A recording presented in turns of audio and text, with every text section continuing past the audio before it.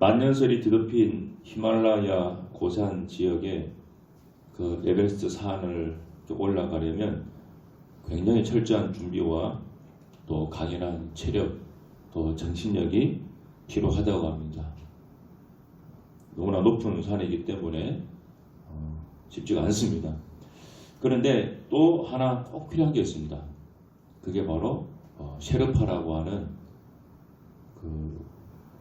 도움을 주는 그런 안내인이 꼭 필요합니다. 셰르파 혹은 쉘파라고도 합니다. 아마 TV에서 보신 적이 있을 텐데 이 셰르파는 보통 등반하는 사람들 뒤나 옆에서 무거운 짐을 지고 같이 올라가는 그런 등산 보조인 같은 사람들입니다. 그렇지만은 이 셰르파를 단순한 어떤 보조인 이 정도로 생각하시면 안 됩니다.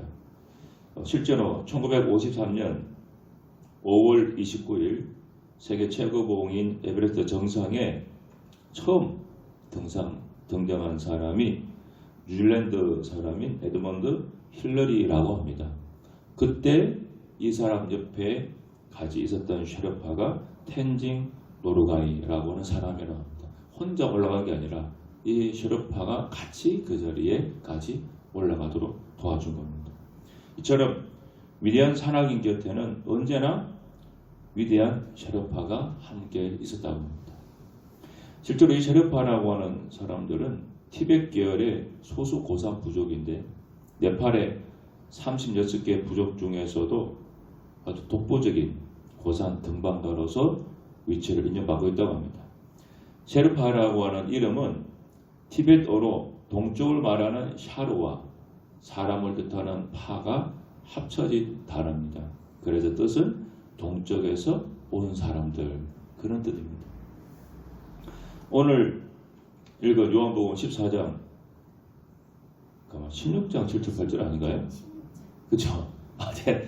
보니까 16장인데 14장은 있죠. 16장 7절 8절입니다. 그래서 못 찾으셨구나. 14장에도 보혜사라는 말이 나오긴 나와요. 자, 16장 7절 8절입니다. 그래서 이 보혜사라고 하는 단어가 나오는데 이 보혜사는 한자입니다. 지킬보자에다가 은혜해자입니다. 지킬보 은혜해 사는 스승사. 그래서 뜻을 풀어보면은 은혜를 지켜주는 분 바로 그렇게 보시면 됩니다. 근데 헬라어로 보게 되면 파라클레토스 이렇게 나옵니다. 그 뜻이 여러 가지 뜻이 있습니다. 이 보혜사라고 하는 뜻을 성경을 번역하신 분들이 위로자라고 번역도 하고요. 또 상담자, 카운셀러라고도 번역도 하고 또 킹슬 윌리엄스라고 하는 분은 친구라고도 번역했어요. 그 로날드 녹스라고 하는 분이 번역한 성경에 보면은 편을 들어주는 사람, 편 들어주는 사람 이렇게도 번역했어요. 그러니까 이 말이 다 맞아요. 그러니까 이 파라클레토스라고 하는 이 단어 자체 속에 이 의미가 다 들어가 있습니다. 그래서 실제로 이 파라클레토스라고 하는 헬라어는 파라칼레인이라고 하는 그 단어에서 나온 단어입니다. 그 파라클레인은 뭐냐? 곁으로 부르다 이 말이에요. 곁으로 옆으로 부르다. 그래서 파라클레토스는 곁으로 옆으로 부른 사람입니다.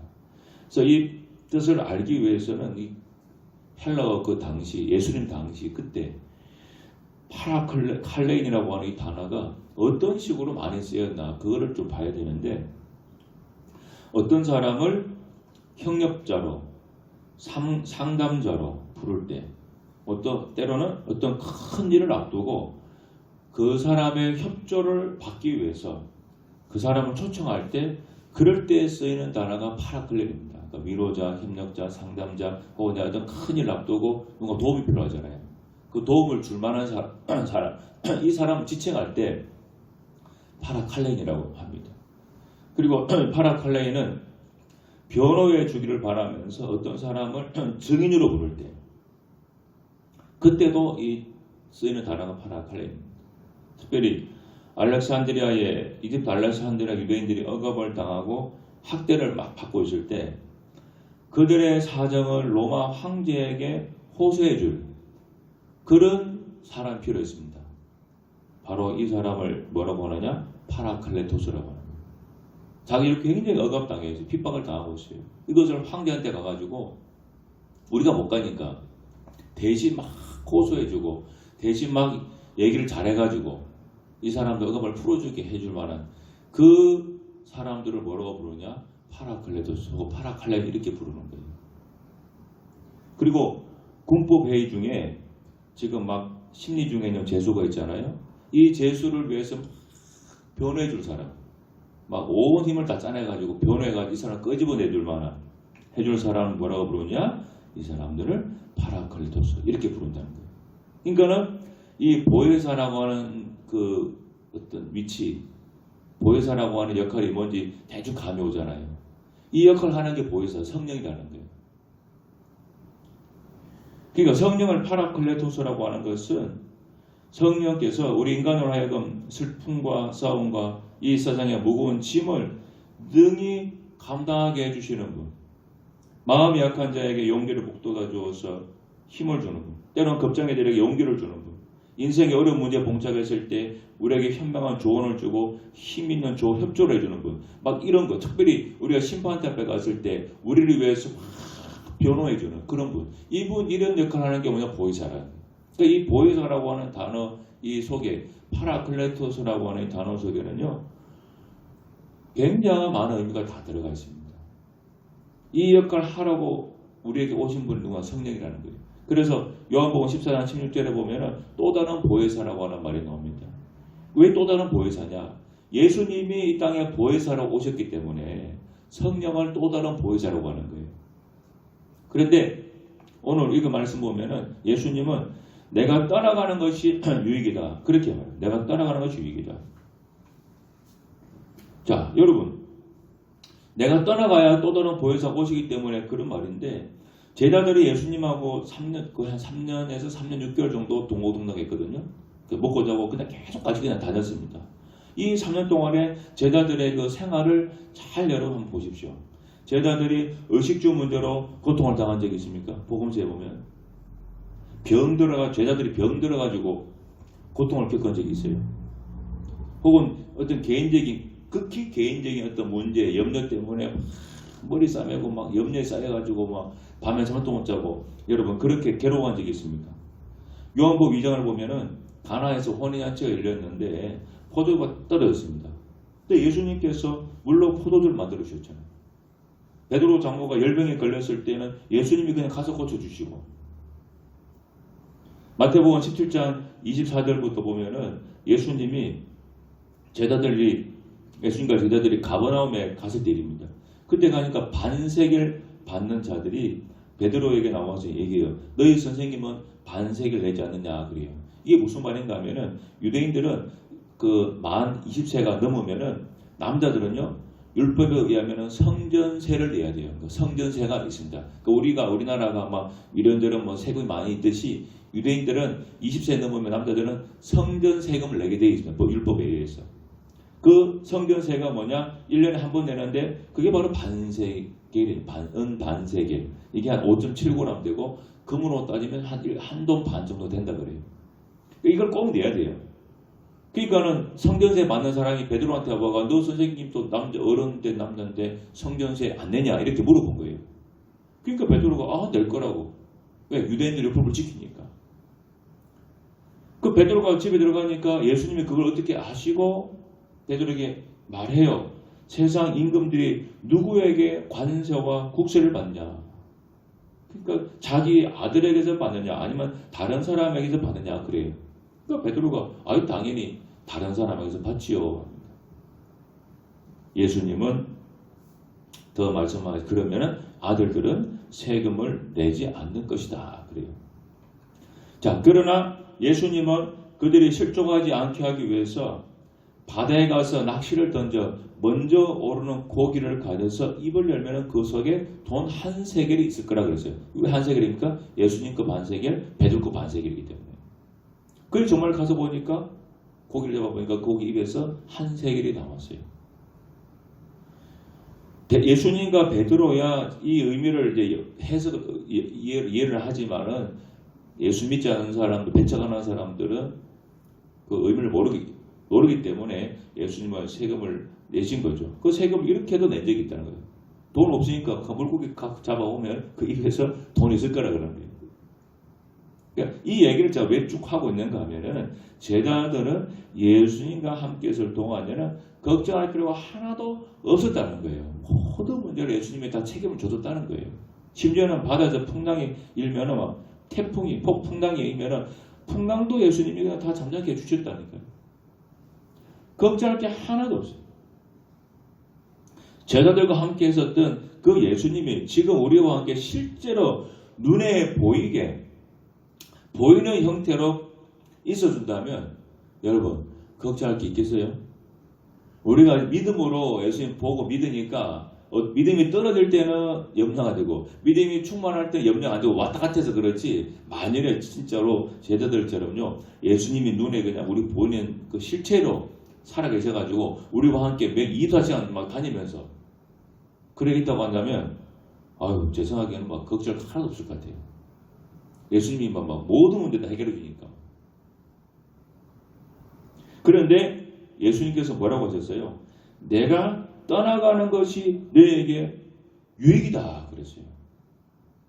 예수님이 떠나가시고 성령님이 너에게 오는 게 더 낫다는 거예요.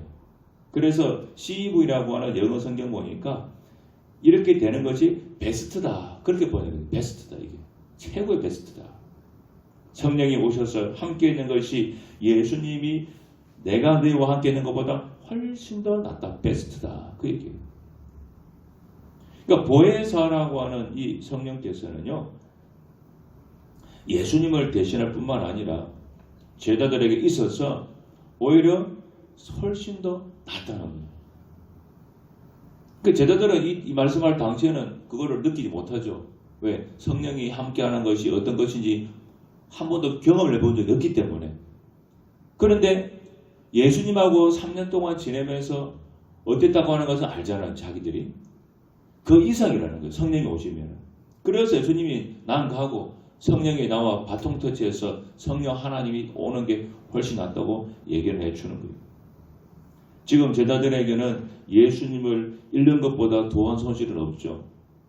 자기들을 3년 동안 다 책임져 줬는데 이번에 쏙 빠진다고 생각해 보세요. 그 얼마나 여러분 그 자리가 크겠습니까? 그런데 내가 가지만은 또 다른 보혜사 보내줄 테니까 염려하지 말라. 염려하지 말라. 내가 가는 게 더 낫다 그랬습니다. 예수님께서 계신 동안에는 예수님이 친히 제자들의 보혜사로서 계셨습니다. 성령님이 우리와 함께 있는 것이 얼마나 유익하고 좋으면은 예수님이 이렇게까지 말씀하실 거예요. 내가 떠나가는 게 낫다. 예수님을 믿음으로 영접한 사람한테는 성령이 오셔서 함께 계세요. 내가 안 믿는다고 안 계신 게 아니고 내 믿음과 상관없이 계세요, 여러분. 그걸 기억하십시오. 우리가 자녀를 출산했을 때 호적에 올리지 않습니까? 그런데 호적 올라간 그 자녀가 나는 절대로 나는 당신을 내 부모로 생각 안 할 거야. 안 믿을 거야. 그렇게 말해도 그 자녀가 내 자녀인 것은 변함이 없죠. 왜? 호적에 올렸으니까. 내가 예수님을 영접한 순간이 있을 거 아니에요. 그런데 믿음이라고 하는 것은 뭐 떨어졌다가도 올라갔다 왔다 갔다 하니까 내가 믿음이 좀 떨어져가지고 긴가민가 해도 여러분 성령이 한 번 오신 성령은 따라가지 않습니다. 내 호적에 올린 것처럼 여전히 함께 계세요. 다만 내 믿음이 떨어졌기 때문에 있는지 없는지 그것이 잘 왔다 갔다 해서 그런 것이지 성령이 와 계시고 함께하는 것은 동일해요. 여러분. 지금 우리와 함께하고 계세요. 그러니까 여러분이 알아야 할 것은 뭐냐? 성령님이 나와 함께하는 것이 정말로 유익하다고 믿어지는가? 여기에 대한 여러분 분명한 확신이 있어야 됩니다. 성령은 하나님의 영이시고 예수 그리스도의 영이세요. 그러니까 삼위일체 하나님이라고 말씀하시잖아요. 그러니까 동일한 하나님이에요. 성부 하나님, 성자 예수님, 그리고 성령 하나님. 동일한 하나님인데 그 각각의 쉽게 말하면 그 각각의 어떤 역할이 있는 거죠. 성령은 하나님이 태초에 천지를 창조하실 때도 같이 계셔. 그리고 출애굽기 31장 3절 보면은 부살렐이라고 하는 그 성막을 짓는 사람한테는 지혜도 주고 총명도 주고 지식도 주고 제도도 주죠. 성령이. 그리고 삼손 알죠? 삼손한테는 아주 강한 힘을 주셨어요. 성령이 그때. 예언자들에게는 예언하는 지혜와 능력 주셨고, 또 성령께서는 예수님을 처녀로 잉태하셨고, 또 예수님이 세례받고 물에서 올라오실 때는 성령이 비둘기처럼 그 위에 임하셨고, 이와 같이 우리 성령께서는요, 인격자로서 이 세상에서 계속 활동도 하시고 계세요. 우리가 사도행전을 뭐라고 부르는가 하면은 성령행전이다, 그렇게도 부릅니다. 왜냐하면은 사도들과 제자들을 통해서 그 성령께서 가지고 있는 그 능력이 강하게 나타나고 성령의 일하심이 아주 굉장히 강하게 나타났기 때문에 성령행전이라고도 부른 거죠. 수많은 기적이 일어났고 교회가 부흥해 가는데 성령의 도움이 절대적이었습니다. 예수님께서 제자들에게 성령을 받을 때까지 기다리라고 했습니다. 그래서 120명이 성령 받을 때까지 모여서 기도했습니다. 그리고 오순절이 되었을 때 120명에게 성령이 불같이 임했고, 사도행전은, 파도행전, 성령행전은 이렇게 시작이 된 겁니다. 우리가 사도행전을 읽으면은 성령께서 함께하는 사람에게는 어떤 일이 일어나는지를 자세하게 알 수가 있습니다. 여러분 사도행전 8장을 보면은 빌립이 사마리아에 가서 복음을 전했잖아요. 그 복음을 전할 때 거기는 많은 사람들이 붙어있던 귀신을 떠나가고, 그리고 중풍병자도 고침받고, 그리고 걷지 못하는 사람도 걷게 되고, 아주 굉장한 기적이 그 사마리아라고 하는 그 땅 지역에서 일어났습니다. 그런데 그 지역에 마술사라고 하는 시몬이 있었습니다. 마술사, 점쟁이 같은 마술사, 희한한 능력을 행하는 사람입니다. 이 사람이 그걸 보고 나서 너무나 대단하니까 내가 돈 줄 테니까 나도 당신처럼 내가 안수하는 사람에게 성령이 임하게 좀 해달라고 부탁을 합니다. 그러니까 이 시몬이라고 하는 사람이 누군가 하면은 빌립이 사마리아 성에 오기 전부터 그 지역에서 아주 사마리아 백성을 마술로 행해가지고 놀라게 하던 그런 사람이었습니다. 소위 우리가 쓰는 말로 하면은 그 사마리아 일대에서는 아주 한가닥 하는 사람이라는 거예요. 그 사람 말 한마디면 막 뭐가 일이 일어나고 어떤 예언을 하면 예언이 되고 막 한가닥 하는 굉장한 사람이었습니다. 그런데 빌립을 통해서 나타나는 성령의 일하심이 자기와는 비교도 안 되니까 막 돈을 줘서라도 그 능력을 받고 싶은 겁니다. 물론 나중에 빌립을 통해서 굉장한 아주 혼이 아주 크게 나죠. 문제가 되죠. 그러니까 성령님께서는 믿는 자와 함께하고 있어요.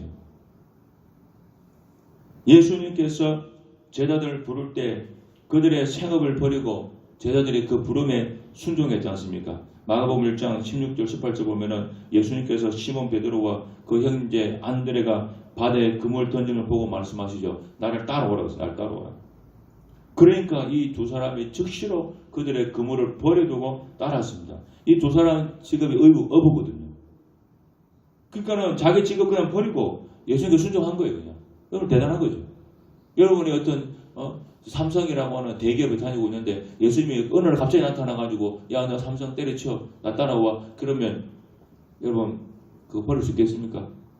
그냥 저 어디 그냥 하루하루 그냥 택배 상하차 알바하는 사람한테 와가지고 야 너 그만둬 나 따라와 그러면은 따라가기 쉽죠. 근데 우리나라 최고의 회사라고 하는 삼성 다니는데 너 당장 그만둬 나 따라와 그렇게 하면요 아마 심각한 고민이 될 겁니다. 근데 베드로와 안드레에게 어부라고 하는 것은 자기들 직업이에요. 이거 버리면 진짜 먹고 살 게 없습니다. 그런데 이 두 제자가 순종을 했습니다. 그런데 제자들이 예수님을 따르던 처음부터 예수님과 복음 전파를 위해서 내 목숨 다 바치겠습니다. 이렇게 따랐던 건 아니에요. 그냥 따라갔습니다. 따라가는 도중에도 보니까 제자들이 의심도 하고 예수님도 잘 안 믿고 기도하라고 하니까 잠자하고 그리고 심지어는 베드로는 예수님 모른다고 3번이나 부인을 하고 막 이랬다고요. 자기 직업을 버릴 정도로 따라갔으면서도. 그러나 믿음이 자라고 신앙의 경고 외치면서 주님을 위해 목숨도 바치고 충성하고 순교까지 하는 사람이 됐습니다.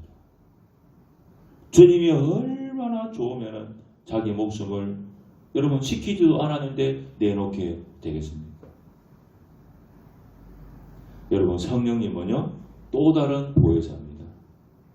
예수님이 보혜사가 어떤 분인지 예수님이 좋은 모델로서 보여줬습니다. 그러니까 성령님은 위로자가 되고 상담자도 되고 변호자도 되고 돕는자도 되시는 분이에요. 그냥 믿는 자 옆에서 구경만 하고 온 게 아니고 실제적으로 믿는 자를 돕기 위해서 와 계시다는 거예요. 그러니까 베드로와 그 제자들이 예수님 살아있을 때 그렇게 3년 동안 예수님 보혜사라서 해줬는데도 그때는 자기 목숨 내놓지 않았거든요. 그런데 예수님 따라가시고 누가 왔습니까? 보혜사 성령이 왔잖아요. 성령님이 오셔가지고 성령님하고 막 지내보니까 나중에 어떻게 됐습니까? 자기 목숨도 내놓았잖아요. 언제 예수님이 너 목숨 내놓으라 그랬습니까? 순교하라 그랬어요? 이렇게까지 충성하라고 했습니까? 그런데 보혜사 성령님하고 함께 지내다 보니까 자발적으로 자기의 목숨을 내놓게 되는 그런 사람 된 거죠. 그 예수님 말씀 맞죠? 내가 가는 게 훨씬 낫다. 성령님이 오는 게 더 낫다는 게. 예수님 함께 계신 것도 너무 좋았지만 보혜사 성령님이 예수님을 대신해서 와서 있어 보니까 정말로 좋았던 거죠. 그래서 그렇게 충성, 봉사, 헌신하는 겁니다. 우리가 그래서 자꾸 성령 받아야 된다. 성령 체험해야 된다. 그 얘기하는 것이 이것 때문에 그래요. 예수 믿고 교회 생활 하는 것이 뜻도 미지근하고 때론 재미도 없고 그냥 형식적으로 왔다 갔다 하는데 여러분 우리가 성령을 체험하고 성령 받으면요 완전히 우리 삶이 달라져요. 너무나 좋다는 것을 알게 됩니다. 성령님이 나와 함께하는 것이 이렇게 좋은구나. 성령이 필요하다는 것을 알게 되는 거죠. 이런 평생 교도소 선교에 헌신한 그 찰스 콜슨 박사라고 하는 분이 계세요. 이분은 굉장히 유명한 분이신데 이분들이 이제 전 세계 그 교도소를 다니면서 이제 교도소에 있는 죄수들 이제 복음 전하는 일을 하시는 거예요. 그래서 세계 이 글을 쓸 당시죠. 세계에서 가장 악명 높은 교도소가 어디냐 물어봤더니 그 아프리카 잠비아에 있는 중범죄 교도소라고 합니다. 여기는 정말로 최고의 악질들만 수감된 교도소인데 이 감을 어떻게 만드는가 하면 교도소가 있지 않습니까? 그 교도소를 만들어 놓고 교도소 안에다 교도소를 또 만들어 놨어요. 그렇게 말이에요. 그래서 그 안에 있는 교도소에 온갖 철조망, 굵은 철조망으로 뒤덮여 있고 정말로 야생 동물 우리 같은 그런 고약한 곳이라고 합니다. 그리고 운동장은 한 4방 5m밖에 안 돼요. 5m면 얼마나 폭이 좁은지 아시겠죠? 여기까지 5m, 여기보다 더 좁아요. 그리고 운동장이 중간에 하나 있고, 그리고 운동장 옆으로 감방들이 쭉 이렇게 있습니다. 그리고 그 좁은 감방에서 23시간이나 갇혀 있어야 됩니다. 눕기도 서로 불편한 방에 많은 죄수들이 거기에 갇혀 있는 게 그냥 아프리카 뜨거운 거기에 있어요. 그리고 1시간 정도만 그 5m밖에 안 되는 마당에 나와가지고 잠깐 그 몸을 좀 풀게 만들어준다 그래요. 그리고 그 감방 안에는 변기도 없어요. 아침도 이런 얘기해서 좀 그렇습니다만 식기에다가 자기 똥을 좀 다 받아야 된다. 안 그러면 자기 그 감방 안에 다 싸고 놓고 그거 싸야 되니까 어쩔 수 없이 식기 안에 받아서 밖으로 버리는 거예요. 이렇게 뭐 지옥에 따로 없을 정도로 그런 감옥인데 그런데 거기는 죄수들에게 무명의 전도자가 복음을 전했다고 합니다. 그 죄수 중에 한 사람이 복음을 전한 건지 누가 전한 건지 모르겠습니다만 누군가 복음을 전했다 그래요. 그래서 거기에 수용된 사람이 한 120명 되는데 80명 정도가 예수님을 믿었다 그래요. 그리고 80명 가운데서 35명은 이미 사형 집행일을 기다리고 있는 사형수들입니다. 근데 그 지옥 같은 그 속에서 복음을 듣고 이 사람들이 예수님 믿은 거죠. 그러니까 이 찰스 콜슨 박사 그 소문을 듣고 너무나 궁금해서 한번 가본 겁니다. 특별 면회 신청해서 면회를 갔습니다. 그러니까 손님이 온다하니까 이제 120명이 그날은 다 이렇게 밖으로 나와서 서 있었어요. 그리고 80명이 일어나서 예수 믿는 사람 80명만 나와서 벽에 쭉 정렬해 있었습니다. 그 신호를 하니까 이 80명이 거기서 찬양을 쭉 부르더랍니다. 찬양을 부르는데 이 80명이 어떻게 노래를 배웠는지 4부 코러스로 합창으로 찬양을 그렇게 쭉 하더랍니다. 그런데 그 80명의 사람들을 쭉 보니까 정말로 그 감옥은 지옥 같은 환경인데 그 사람들 얼굴이 그냥 너무나 평화롭고 너무나 차분한 표정으로 찬양을 하길래 이 찰스 콩스 박사가 보는데 야 이게 꿈인가 생신가 그런 마음이 들 정도였다고 합니다. 그런데 그 찬양을 바라보고 있는데 그들이 서 있는 뒷벽에 무슨 그림 같은 게 하나 그려져 있었습니다. 가만히 보니까 숯검장 같은 걸로 아주 정교하게 십자가에 달린 그 예수님을 이렇게 그려놓은 겁니다. 그리고 그 그림 앞에서 80명이 찬양을 이렇게 부르고 있었습니다. 그런데 놀라운 것은 그 찬양하는 모습을 가만히 보고 있는데 그 찬양하는 그들 속에 예수님이 실제로 서 있는 것을 그걸 봤다고 합니다. 그게 꿈인지 환상인지 모르겠습니다만 찬양하는 80명 그 가운데 예수님이 딱 서서 같이 찬양을 하고 계시다. 그 광경을 보았다고. 십자가에 죽으시고 부활하신 예수님께서 그들 가운데 함께 찬양하고 그들의 그 지옥 같은 삶에서도 고통과 슬픔을 절망을 함께 나누고 계시고 있었던 것이죠. 그러니까 그 사람들이 그걸 아니까 그 지옥 같은 환경 속에서도 하나님을 찬양하고 예수 믿고 있는 거예요. 자, 이 모든 일이 가능케 하는 게 누구냐? 바로 성령이시다는 거죠. 그들과 함께는 성령이 이 일을 가능케 하신 거죠. 이 사람도 언젠가 다 죽었겠죠. 사형을 받고 아마 다 죽든지 그 교도소에서 생을 마쳤을 것이고. 그러나 성령이 그들과 함께 하시기 때문에 그들이 죄값 때문에 그 감옥에 있지만은 그 있는 동안에 성령이 그들과 함께 하시면서 정말로 평화를 누리고 주님을 찬양하는 사람으로 인도하는 거예요. 여러분 보혜사 성령님, 이 보혜사라고 하는 것을 여러분 깊이 한번 생각해 보십시오. 그 성령이 오늘 우리와 함께하고 있다. 나와 함께하고 있다. 이것을 믿고 여러분 성령을 항상 의지하십시오. 그래서 베니 힌이라고 하는 그 분은 뭐 책도 썼습니다만 아침에 일어나면 항상 그렇게 인사한다고 하네요. 안녕하세요 성령님 그렇게 말한대요. 성령님이 계시니까 늘 그렇게 얘기한대요. 안녕하세요 성령님. 그만큼 이제 성령을 내 가까이 느끼고 살겠다는 뭐 마음 아니겠습니까? 여러분 성령은 늘 우리와 함께하고 계십니다. 내가 의식하지 못하든 이 성령 보혜사 성령님을 항상 여러분 의지하고 찾고 도움을 구하고 그렇게 해보세요. 그럼 우리 삶이 아주 많이 달라질 것입니다. 기도하겠습니다. 하나님 아버지 감사합니다. 보혜사 성령님이 우리와 함께 하십니다. 나와 함께 하십니다. 이 성령님을 정말로 많이 의지하고 믿고 살아가는 저희들 되게 하여 주시옵소서.